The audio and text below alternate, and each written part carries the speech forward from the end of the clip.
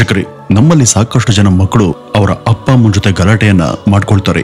ನಂತರ ಅವ್ರ ಜೊತೆ ಮಾತಾಡೋದನ್ನ ಬಿಡ್ತಾರೆ. ಆದ್ರೆ ನಂತರ ಅವ್ರ ಜೀವನದಲ್ಲಿ ತಂದೆ ತಾಯಿಗಿಂತ ಮುಖ್ಯವಾದುದು ಯಾವುದೂ ಇಲ್ಲ ಅಂತ ತಮ್ಮ ಅಹಮನ್ನ ಬಿಟ್ಟು ಮತ್ತೆ ತಂದೆ ತಾಯಿಗಳ ಬಳಿಯಲ್ಲಿ ಮಾತನಾಡೋದಕ್ಕೆ ಶುರು ಮಾಡ್ತಾರೆ. ಆದ್ರೆ ವೀಕ್ಷಕರೇ, ನಿಮ್ಗೆ ಗೊತ್ತಾ, ಆದ್ರೆ ಇಲ್ಲಿ ಒಬ್ಬ ತನ್ನ ತಂದೆ ತಾಯಿಗಿಂತ ತನ್ನ ಈಗೋನೇ ಮುಖ್ಯ ಅಂತ ಭಾವಿಸಿ ಯಾವ ಕೆಳಮಟ್ಟಕ್ಕೆ ಇಳಿದಿದ ಅಂತ.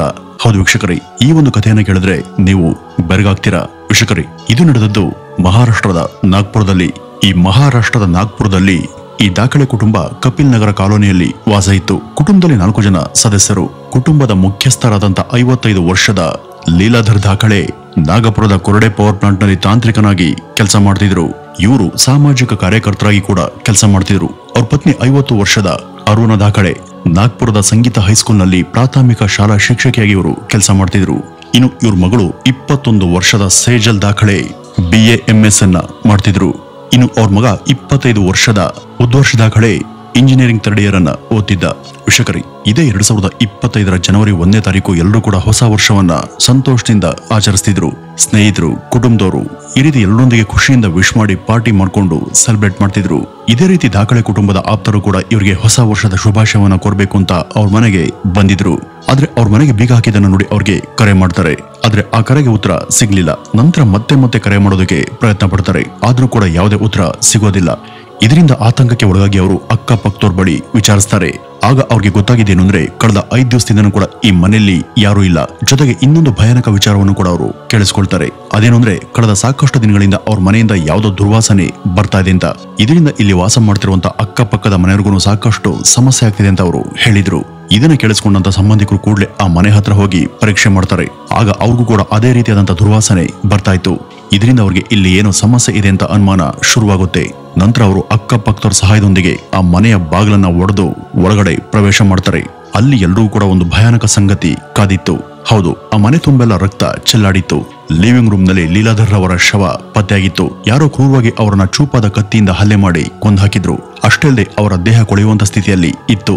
ನಂತರ ಅವರು ಬೆಡ್ರೂಮ್ ಅನ್ನು ಪರೀಕ್ಷೆ ಮಾಡಿದಾಗ ಜನರಿಗೆ ಮತ್ತೊಂದು ಶಾಕ್ ಕಾದಿತ್ತು. ಅಲ್ಲಿ ಅರುಣರವರ ಶವ ಕೂಡ ಸಿಕ್ಕಿತ್ತು. ಕೊಳೆಯುವಂತ ಸ್ಥಿತಿಯಲ್ಲಿದ್ದಂತ ಶವಗಳಿಂದಲೇ ಇಷ್ಟೊಂದು ದುರ್ವಾಸನೆ ಬರ್ತಿದೆ ಅಂತ ಎಲ್ರಿಗೂ ಆಗ ಅರಿವಾಯಿತು. ಇದನ್ನ ನೋಡದಂತ ಎಲ್ರಿಗೂ ಶಾಕ್ ಆಗಿತ್ತು. ಯಾಕೆಂದ್ರೆ ಶಿಕ್ಷಕ ಮತ್ತು ಸಾಮಾಜಿಕ ಕಾರ್ಯಕರ್ತರ ಕುಟುಂಬವನ್ನ ಇಂಥ ಹೀನ ರೀತಿಯಲ್ಲಿ ಕೊಲೆ ಮಾಡೋದಕ್ಕೆ ಹೇಗ್ ಸಾಧ್ಯ? ಇವ್ರಿಗೆ ಅಂತ ವೈರಿಗಳು ಯಾರಿದ್ರು ಅಂತ ತಕ್ಷಣ ಅವರು ಸ್ಥಳೀಯ ಕಪಿಲ್ ನಗರ ಪೊಲೀಸ್ ಸ್ಟೇಷನ್ಗೆ ಮಾಹಿತಿಯನ್ನ ಕೊಡ್ತಾರೆ. ನಂತರ ಸ್ಥಳಕ್ಕೆ ಬಂದಂತ ಪೊಲೀಸರು ಆ ಜಾಗವನ್ನ ಪರಿಶೀಲನೆ ಮಾಡಿ ತನಿಖೆಯನ್ನ ಶುರು ಮಾಡ್ತಾರೆ. ಆಗ ಅವ್ರಿಗೆ 2 ಮಕ್ಕಳಿರೋದು ಗೊತ್ತಾಗುತ್ತೆ. ಆದ್ರೆ ಆ ಮಕ್ಕಳು ಕಾಣೆಯಾಗಿದ್ರು. ಆ ಒಂದು ಸಮಯದಲ್ಲಿ ಅವರು ಮನೆಗೂ ಕೂಡ ಬಂದಿರಲಿಲ್ಲ. ಅಕ್ಕಪಕ್ಕದವ್ರ ಬಳಿ ಅವರ ಫೋನ್ ನಂಬರ್ ಅನ್ನು ತಗೊಂಡು ಪೊಲೀಸರು ಮೊದಲು ಈ ಉದ್ವರ್ಷ್ಗೆ ಕರೆ ಮಾಡ್ತಾರೆ. ಆದ್ರೆ ಆತ ಕರೆಯನ್ನ ಸ್ವೀಕಾರ ಮಾಡಲಿಲ್ಲ. ಆಮೇಲೆ ಪೊಲೀಸರು ಅವ್ರ ಮಗಳು ಸೇಜಲ್ಗೂ ಕರೆ ಮಾಡಿದ್ರು. ಮಧುಮೇಹ ಸಂಬಂಧಪಟ್ಟಂತ ಕಾಯಿಲೆಗಳ ವಿರುದ್ಧ ಹೋರಾಟ ಮಾಡ್ತಿದ್ದೀರಾ? ನಿಮ್ಗೆ ಆಯಾಸ ಆಗ್ತಿದ್ಯಾ? ನೀವು ಅತಿಯಾಗಿ ತಿಂತಿದ್ದೀರಾ? ನಿಮ್ಗೆ ಮಲಬದ್ಧತೆ ಇದೆಯಾ? ಹಾಗಾದ್ರೆ ಚಿಂತೆ ಬಿಡಿ. ಶತಮಾನಗಳಿಂದನೂ ಕೂಡ ಕೇರಳದಲ್ಲಿ ಒಂದು ಕುಟುಂಬ ಪಾರಂಪರಿಕವಾಗಿ ಔಷಧಿಯನ್ನ ತಯಾರು ಮಾಡುವಂತ ಕಾರ್ಯದಲ್ಲಿ ತೊಡ್ಕೊಂಡ್ ಬಂದಿದೆ. ಅವರಿಂದ ತಯಾರಾದಂತ ಈ ಮೆಹಾಟೋನ್ ನಿಮ್ಗೆ ಒಂದು ಉತ್ತಮ ಆಯ್ಕೆ. ಇದು ಮಧುಮೇಹದಿಂದ ಉಂಟಾಗುವಂತ ಆರೋಗ್ಯ ಸಮಸ್ಯೆಗಳನ್ನ ತಡೆಗಟ್ಟುವ ಮೂಲಕ ಸಕ್ರಿಯ ಜೀವನ ಶೈಲಿಯನ್ನು ಕಾಪಾಡಿಕೊಳ್ಳೋದಕ್ಕೆ ಮೆಹಾಟೋನ್ ನಿಮ್ಗೆ ಅತ್ಯುತ್ತಮ ಆಯ್ಕೆ. ಇನ್ನು ಈ ಮೆಹಾಟೋನ್ ಅನ್ನ ಮೂಡುಬಿದ್ರೆಯಲ್ಲಿ ಇರುವಂತ ಆಲ್ಫಾ ಹರ್ಬಲ್ ಲೆಗಸಿ ಕಂಪನಿಯವರು ನಿಮ್ಮ ಮನೆ ಬಾಗಿಲಿಗೆ ತಲುಪಿಸುವಂತ ಪ್ರಯತ್ನವನ್ನ ಮಾಡ್ತಿದ್ದಾರೆ. ಈ ಒಂದು ಪ್ರಾಡಕ್ಟ್ ನಿಮ್ಗೆ ಬೇಕಿದ್ದಲ್ಲಿ ಸ್ಕ್ರೀನ್ ಮೇಲೆ ಕಾಣ್ತಿರುವಂತ ಈ ನಂಬರ್ಗೆ ಕರೆ ಮಾಡಿ. ಅಥವಾ ಇವ್ರದ್ದು ಪ್ಲೇ ಸ್ಟೋರ್ ಅಲ್ಲಿ ಆಲ್ಫಾ ಸ್ಮಾರ್ಟ್ ಕಾರ್ಟ್ ಅಂತ ಒಂದು ಆಪ್ ಕೂಡ ಇದೆ. ಅದನ್ನು ಕೂಡ ನೀವು ಡೌನ್ಲೋಡ್ ಮಾಡಿಕೊಂಡು ಅದರ ಮುಖಾಂತರ ಆರ್ಡರ್ ಅನ್ನ ಮಾಡಬಹುದು. ಆಗ ಆಕೆ ಫೋನ್ ಅನ್ನ ರಿಸೀವ್ ಮಾಡ್ತಾಳೆ. ನಿಮ್ಮ ಮನೆಯಲ್ಲಿ ಒಂದು ದೊಡ್ಡ ದುರ್ಘಟನೆ ಸಂಭವಿಸಿದೆ, ನೀವೆಲ್ಲಿದ್ದೀರಾ ಅಂತ ಪೊಲೀಸರು ಆಕೆಯನ್ನ ಕೇಳಿದ್ರು. ಅದಕ್ಕೆ ಈ ಸೇಜಲ್, ನಾನು ಮತ್ತು ನನ್ನ ಅಣ್ಣ ಉದ್ವರ್ಷ್ ಬಾಲ್ವಾರ ಎಂಬ ಊರಿನಲ್ಲಿ ಚಿಕ್ಕಪ್ಪನ ಮನೆಯಲ್ಲಿ, ಅದು ನಾಗ್ಪುರದಿಂದ ಸುಮಾರು 22 ಕಿಲೋಮೀಟರ್ ದೂರದಲ್ಲಿದೆ ಅಂತ ಆಕೆ ಹೇಳಿದ್ಲು. ತಕ್ಷಣ ಪೊಲೀಸರು ಇಬ್ಬರನ್ನು ಕೂಡ ಕರೆಸಿ ವಿಚಾರಣೆ ಮಾಡೋದಕ್ಕೆ ತೀರ್ಮಾನಿಸ್ತಾರೆ. ನಂತರ ಅವರಿಬ್ಬರನ್ನು ಕೂಡ ಪೊಲೀಸ್ ಸ್ಟೇಷನ್ಗೆ ಕರ್ಸ್ಕೊಂಡಿದ್ರು. ಪೊಲೀಸರು ಈ ಇಬ್ಬರಿಗೆ ಏನಾಗಿದೆ ಅಂತ ಸ್ಪಷ್ಟವಾಗಿ ಹೇಳಿರ್ಲಿಲ್ಲ. ಆದ್ರೆ ನಂತರ ಪೊಲೀಸರು ಅವರ ತಂದೆ ತಾಯಿಯನ್ನ ಯಾರೋ ಕೊಂದಿದ್ದಾರೆ ಅಂತ ವಿಷಯವನ್ನ ತಿಳಿಸಿದ್ರು. ಇದನ್ನ ಕೇಳದಂತ ಅವ್ರಿಗೆ ಆಕಾಶನೇ ತಲೆ ಮೇಲೆ ಬಿದ್ದಂತಾಗಿತ್ತು. ಆ ಇಬ್ರು ಕೂಡ ಪೊಲೀಸ್ ಸ್ಟೇಷನ್ ಅಲ್ಲಿ ಗೋಳಾಡೋದಿಕ್ಕೆ ಪ್ರಾರಂಭಿಸ್ತಾರೆ. ನಂತರ ಪೊಲೀಸರು ಅವರನ್ನ ಸಮಾಧಾನ ಮಾಡಿ ವಿಚಾರಣೆಯನ್ನ ಶುರು ಮಾಡ್ತಾರೆ. ನೀನು ಕಳೆದ 5 ದಿವಸದಿಂದನೂ ಚಿಕ್ಕಪ್ಪನ ಮನೇಲಿದ್ದೆ ಅಂತ ಹೇಳಿದ್ಯಲ್ಲ, ಯಾಕೆ ಅಲ್ಲಿದ್ದೆ ಅಂತ ಕೇಳಿದ್ರು. ಅದಕ್ಕೆ ಈ ಸೇಜಲ್, ನನ್ನ ಅಣ್ಣ ಉದ್ಗರ್ಷ್ ನನಗೆ ಕಾಲೇಜಿನ ನೇರವಾಗಿ ನಮ್ ಚಿಕ್ಕಪ್ಪನ ಮನೆಗೆ ಕರ್ಕೊಂಡ್ಬಂದ. ಅಪ್ಪ ಅಮ್ಮ ಎಲ್ಲಿಂದ ಕೇಳೋದಕ್ಕೆ ಆತ ಅವರು ಬೆಂಗಳೂರಲ್ಲಿ ನಡೆಯುತ್ತಿರುವಂತ ಯಾವುದೋ ಒಂದು ಮೆಡಿಟೇಷನ್ ಪ್ರೋಗ್ರಾಮ್ಗೆ ಹೋಗಿದ್ದಾರೆ ಅಂತ ಹೇಳಿದ್ದ. ಅಲ್ಲಿ ಅವರು ಮೊಬೈಲ್ ಫೋನ್ ಅನ್ನ ಯೂಸ್ ಮಾಡುವಂತಿಲ್ಲ ಅಂತ ಆತ ಹೇಳಿದ್ದ. ನಂತರ ಆಕೆ ಮತ್ತೊಂದು ವಿಚಾರವನ್ನು ಕೂಡ ಪೊಲೀಸರಿಗೆ ಹೇಳಿದ್ಲು. ಅದನ್ನ ಕೇಳದಂತ ಪೊಲೀಸರಿಗೆ ಆಶ್ಚರ್ಯ ಕಾದಿತ್ತು. ಇದು ಹೇಗೆ ಸಾಧ್ಯ ಆಗುತ್ತೆ ಅಂತ ಅವರು ಯೋಚಿಸಿದ್ರು. ಆಕೆ ಹೇಳಿದ್ದೇನಪ್ಪ ಅಂದ್ರೆ, ನನ್ನ ಅಪ್ಪನಿಂದ ನನಗೆ ಡಿಸೆಂಬರ್ 29ರಂದು ಒಂದು ಮೆಸೇಜ್ ಬಂದಿತ್ತು. ಅವರು ಬೆಂಗಳೂರಿಗೆ ಹೋಗ್ತಾ ಇದ್ದಾರೆ ಅಂತ ಆ ಮೆಸೇಜ್ ಅಲ್ಲಿ ಬರ್ದಿತ್ತು ಅಂತ ಆಕೆ ಹೇಳಿದ್ಲು. ಆದ್ರೆ ಅಪ್ಪ ಅಮ್ಮನ ಶವಗಳು ಜನವರಿ 1ನೇ ತಾರೀಕು ಸಿಕ್ಕಿದ್ವು. ಈ ಶವಗಳ ಸ್ಥಿತಿಗಳನ್ನ ನೋಡಿದ್ರೆ ಕೊಲೆಗಳು ಡಿಸೆಂಬರ್ 26 ಅಥವಾ 27ನೇ ತಾರೀಕೆ ಆಗಿರಬಹುದು ಅಂತ ಪೊಲೀಸರು ಭಾವಿಸಿದ್ರು.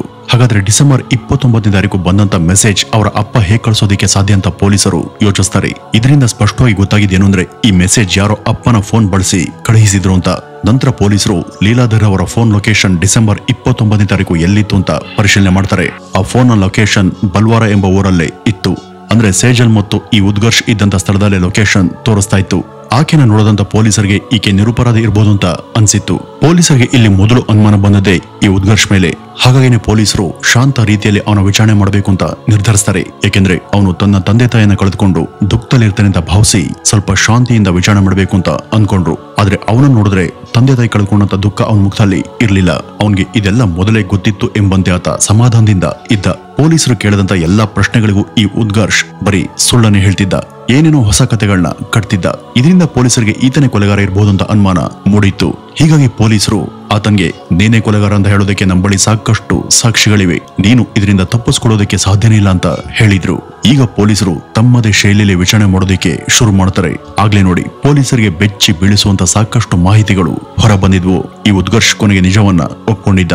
ಹೌದು, ಅವರ ತಂದೆ ತಾಯಿಯನ್ನ ಆತನೇ ಕ್ರೂರವಾಗಿ ಕೊಂದು ಹಾಕಿದ್ದ. ಆದ್ರೆ ಯಾವ ಮಗ ತಾನೇ ಜನ್ಮ ಕೊಟ್ಟಂತ ತಂದೆ ತಾಯಿಗಳನ್ನ ಇಷ್ಟು ಕ್ರೂರವಾಗಿ ಕೊಲೆ ಮಾಡೋದಕ್ಕೆ ಸಾಧ್ಯ ಅಲ್ವಾ ಅಂತ ನೀವು ಭಾವಿಸಬಹುದು. ಆದ್ರೆ ವೀಕ್ಷಕರೇ, ಇದರ ಹಿಂದಿನ ಕಥೆನ ಕೇಳಿದ್ರೆ ನೀವು ಕೂಡ ಶಾಕ್ ಆಗೋದು ಖಂಡಿತ. ವೀಕ್ಷಕರೇ, ಈ ಉದ್ಘರ್ಷ್ ತನ್ನ ಇಂಜಿನಿಯರಿಂಗ್ ಡಿಗ್ರಿಯನ್ನ 6 ವರ್ಷಗಳಿಂದ ಕೂಡ ಮುಗಿಸೋದಕ್ಕೆ ಪ್ರಯತ್ನ ಪಡ್ತಿದ್ದ. ಸಾಮಾನ್ಯವಾಗಿ ಇದು 4 ವರ್ಷದಲ್ಲಿ ಮುಗಿಬೇಕು. ಆದ್ರೆ ಅನೇಕ ಬ್ಯಾಕ್ಲಾಗ್ಗಳ ಕಾರಣದಿಂದ ಅವನು 3ನೇ ವರ್ಷದ ಮೇಲೆ ಹೋಗ್ಲೇ ಇಲ್ಲ. ಅವನಿಗೆ ಬೇರೆ ಯಾವುದೇ ಉದ್ಯೋಗದ ಯೋಜನೆ ಕೂಡ ಇರಲಿಲ್ಲ. ಮತ್ತೆ ಯಾವುದಕ್ಕೂ ಆತ ಆಸಕ್ತಿಯನ್ನ ತೋರಿಸಲಿಲ್ಲ. ಮತ್ತೆ ಪ್ರಯತ್ನ ಕೂಡ ಮಾಡ್ಲೇ ಇಲ್ಲ. ಹೀಗಾಗಿ ಅವ್ರ ಅಪ್ಪ ಅಮ್ಮ ಅವನಿಗೆ, ನಿನ್ಗೆ ಇಂಜಿನಿಯರಿಂಗ್ ಮಾಡೋದಕ್ಕೆ ಸಾಧ್ಯ ಇಲ್ಲ ಅಂದ್ಮೇಲೆ ಬೇರೆ ಯಾವ್ದಾದ್ರು ಸಾಮಾನ್ಯವಾದಂತ ಡಿಗ್ರಿಯನ್ನ ಮಾಡು, ಒಂದೊಳ್ಳೆ ಕೆಲಸವನ್ನ ಪಡೆದುಕೋ, ಜೀವನದಲ್ಲಿ ಒಂದು ಉನ್ನತ ಸ್ಥಾನದಲ್ಲಿರು, ಜೀವನದಲ್ಲಿ ಏನನ್ನಾದ್ರೂ ಸಾಧನೆ ಮಾಡು ಅಂತ ಯಾವಾಗ್ಲೂ ಬುದ್ಧಿ ಮಾತನ್ನ ಹೇಳ್ತಿದ್ರು. ಹೀಗಾಗಿ ಆತನ ತಂದೆ ತಾಯಿ ಅವನಿಗೆ ಪದೇ ಪದೇ, ನಿನಗೆ ಇಂಜಿನಿಯರಿಂಗ್ ಅನ್ನ ಮಾಡೋದಕ್ಕೆ ಸಾಧ್ಯ ಇಲ್ಲ ಅಂದ್ಮೇಲೆ ಬೇರೆ ಯಾವ್ದಾದ್ರು ಸಾಮಾನ್ಯವಾದಂತ ಡಿಗ್ರಿಯನ್ನ ಮಾಡು, ಒಂದೊಳ್ಳೆ ಕೆಲಸವನ್ನ ಹುಡುಕು, ಜೀವನದಲ್ಲಿ ಒಂದು ಉನ್ನತ ಸ್ಥಾನದಲ್ಲಿರು, ಏನನ್ನಾದ್ರೂ ಸಾಧನೆ ಮಾಡುವಂತ ಯಾವಾಗ್ಲೂ ಬುದ್ಧಿ ಮಾತನ್ನ ಹೇಳ್ತಿದ್ರು. ಮತ್ತೆ ವಿದ್ಯಾಭ್ಯಾಸದ ಮೇಲೆ ಆಸಕ್ತಿ ಇಲ್ಲ ಅಂದ್ರೆ ನಮ್ಮದೇ ಜಮೀನಿದೆ, ಅದರಲ್ಲಿ ಕೆಲಸ ಮಾಡಿಕೊಂಡು ಹಣವನ್ನ ಸಂಪಾದನೆ ಮಾಡುವಂತ ಹೇಳ್ತಿದ್ರು. ಆದ್ರೆ ಆತನ ತಂದೆ ತಾಯಿಗಳ ಮಾತು ಆತನಿಗೆ ಇಷ್ಟ ಆಗ್ತಿರ್ಲಿಲ್ಲ. ಇದನ್ನ ಕೇಳೋದಕ್ಕೆ ಅವನಿಗೆ ಹಿಂಸೆ ಆಗ್ತಿತ್ತು. ನನ್ಗೆ ಯಾಕೆ ಈ ರೀತಿ ಹಿಂಸೆ ಕೊಡ್ತಾ ಇದ್ದೀರಾ ಅಂತ ಹೇಳ್ತಿದ್ದ. ಇದ್ರ ಜೊತೆಗೆ ಸೇಜಲ್ ತನ್ನ ವಿದ್ಯಾಭ್ಯಾಸದಲ್ಲಿ ಚೆನ್ನಾಗಿದ್ಲು. ಮತ್ತೆ ಜವಾಬ್ದಾರಿಯಿಂದ ಮನೆಯನ್ನ ನಿಭಾಯಿಸುವಂತ ಆಸಕ್ತಿಯನ್ನ ಆಕೆ ತೋರಿಸ್ತಿದ್ಲು. ಹಾಗಾಗಿ ಸಹಜವಾಗಿನೇ ತಂದೆ ತಾಯಿ ಸೇಜಲ್ ಕಡೆ ಹೆಚ್ಚು ಪ್ರೀತಿಯನ್ನ ಮತ್ತು ಕಾಳಜಿಯನ್ನ ತೋರಿಸ್ತಿದ್ರು. ಇದನ್ನ ನೋಡದಂತ ಅವನಿಗೆ ಹೊಟ್ಟೆ ಉರಿತಾ ಇತ್ತು. ತನ್ನ ತಂದೆ ತಾಯಿ ನನ್ನನ್ನ ಇಷ್ಟಪಡೋದಿಲ್ಲ, ಆಕೆನ ಮಾತ್ರ ಇಷ್ಟಪಡ್ತಾರೆ, ನನ್ಗೆ ಭೇದ ಭಾವ ಮಾಡ್ತಿದ್ದಾರೆ, ನನ್ಗೆ ಮನೆಯಲ್ಲಿ ಯಾವ ಪ್ರೀತಿ ಮತ್ತು ಗೌರವ ಕೂಡ ಇಲ್ಲ ಅಂತ ಯಾವಾಗ್ಲೂ ಕೋಪ ಮಾಡ್ಕೊಳ್ತಿದ್ದ. ಇದೇ ಒಂದ್ ಸಮಯದಲ್ಲಿ ಆತನ ಮನಸ್ಸಿಗೆ ಒಂದು ಯೋಚನೆ ಬಂದಿತ್ತು. ನನ್ನ ತಂದೆ ತಾಯಿ ಬದುಕಿದರೆ ತಾನೆ ನನ್ಗೆ ಯಾವಾಗ್ಲೂ ಅದನ್ ಮಾಡು ಇದನ್ ಮಾಡು ಅಂತ ಹೇಳೋದು. ಅವರೇ ಇಲ್ಲ ಅಂದ್ರೆ ನನ್ನನ್ನ ಪ್ರಶ್ನೆ ಮಾಡೋದಕ್ಕೆ ಯಾರು ಕೂಡ ಇರೋದಿಲ್ಲ. ಹೀಗಾಗಿ ಅವರ ಕಥೆನ ಮುಗಿಸ್ಬೇಕು ಅಂತ ಆತ ಆಲೋಚಿಸಿದ್ದ. ಮತ್ತೆ ಆತ ಮಾಡದಂತ ಪ್ಲಾನ್ ಕೇಳಿದ್ರೆ ನೀವು ಬೆರಗಾಗೋದು ಖಂಡಿತ. ಹೌದು ವೀಕ್ಷಕರೇ, 2024 ಡಿಸೆಂಬರ್ 26ರಂದು ಅವನ ತಾಯಿ ಮನೆಯಲ್ಲಿ ಕುಳಿತಿದ್ದಾಗ ವಿದ್ಯಾರ್ಥಿಗಳ ಉತ್ತರ ಪತ್ರಿಕೆಗಳನ್ನ ಪರಿಶೀಲಿಸ್ತಾ ಟಿವಿ ನೋಡ್ತಾ ಕೂತಿದ್ರು. ಆಗ ಆಕೆ ಕನ್ಸಲ್ಲೂ ಕೂಡ ಊಹೆ ಮಾಡದಂತ ಒಂದು ಘಟನೆ ನಡೆಯುತ್ತೆ. ಅದೇನಪ್ಪ ಅಂದ್ರೆ, ಈ ಉದ್ಘರ್ಷ್ ಮಧ್ಯಾಹ್ನ 1 ಗಂಟೆ ಸುಮಾರಿಗೆ ಬಂದು ಆತನ ತಾಯಿ ಜೊತೆ ಮಾತನಾಡೋದಕ್ಕೆ ಶುರು ಮಾಡ್ತಾನೆ.